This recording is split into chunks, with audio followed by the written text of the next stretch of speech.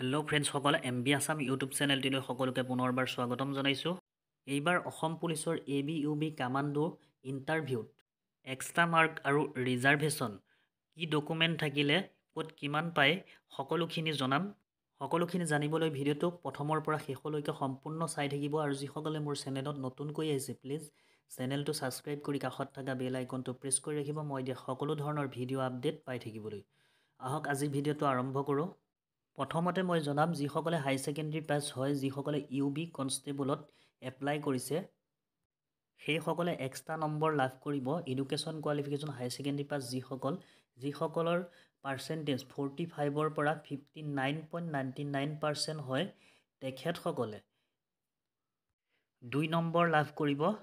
আৰু যিসকলৰ 60ৰ পৰা 74.99% হয় সেইসকল কেণ্ডিডেটে লাভ কৰিব 3 নম্বৰ আৰু যিসকল কেণ্ডিডেটৰ নাম্বাৰ 75% হয় সেইসকলে 75% এবভ 75%ৰ পৰা এবভ যিসকল কেণ্ডিডেটৰ পাৰ্চেণ্টেজ হয় তেখেতসকলে 5 নম্বৰ লাভ কৰিব UB কনষ্টেবল পদত যিসকলে এপ্লাই কৰিছে। আৰু এই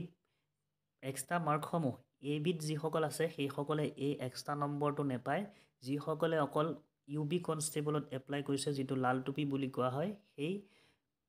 পদসমূহত যিসকলে এপ্লাই কৰিছে সেইসকলে এই এক্সট্ৰা নম্বৰসমূহ লাভ কৰিব। আৰু এতিয়া জনাম মই ৰিজাৰ্ভেশ্যন ক'ত কিমান আছে। 10% ৰিজাৰ্ভেশ্যন পোষ্ট থাকিব women candidate within its category. সকলো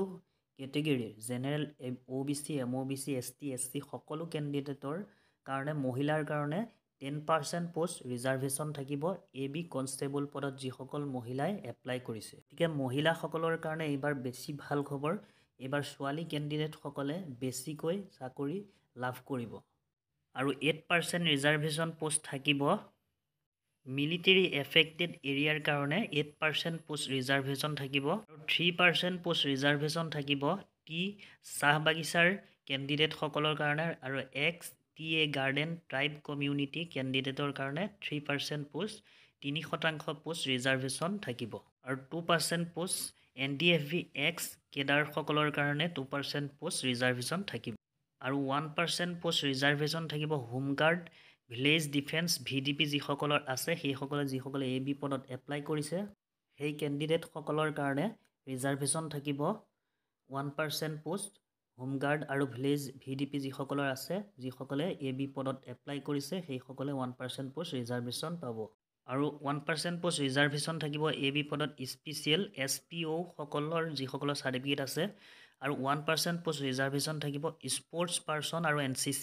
স্পৰ্টছ আৰু NCC চাৰ্টিফিকেট যিসকলৰ আছে সেইসকলে 1% পোষ্টত ৰিজাৰ্ভেশ্যন লাভ কৰিব AB পদত যোনসকলে এপ্লাই কৰিছে।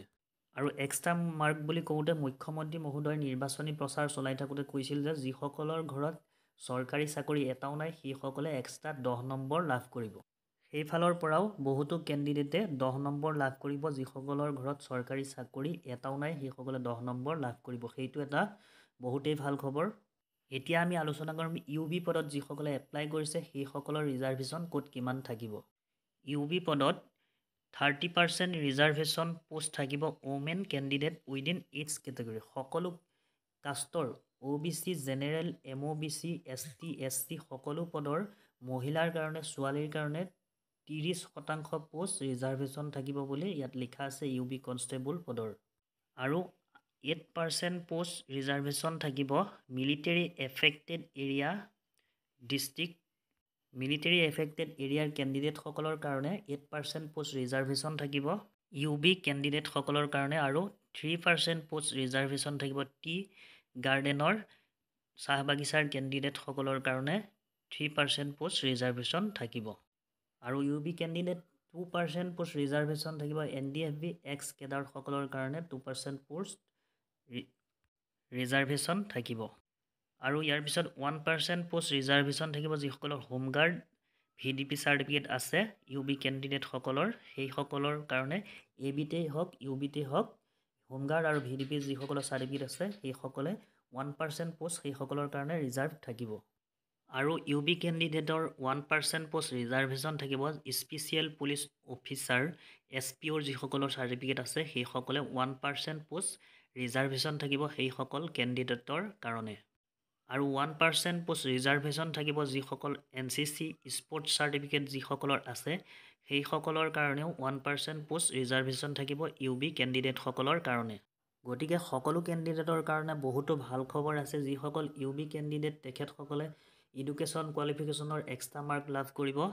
আৰু মুখ্যমন্ত্ৰী মহোদয় নিজেই নিৰ্বাচনী প্ৰচাৰ চলাই থাকোঁতে কৈছে যিসকলৰ ঘৰত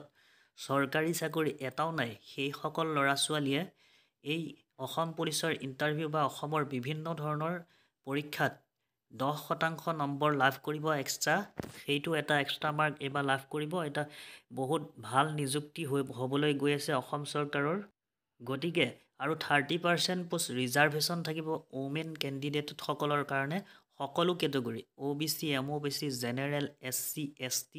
সকলো কেণ্ডিডেটৰ কাৰণে 30% পোষ্ট মহিলাৰ কাৰণে ৰিজাৰ্ভেশ্যন থাকিব এইটো এটা খুবেই ভাল খবৰ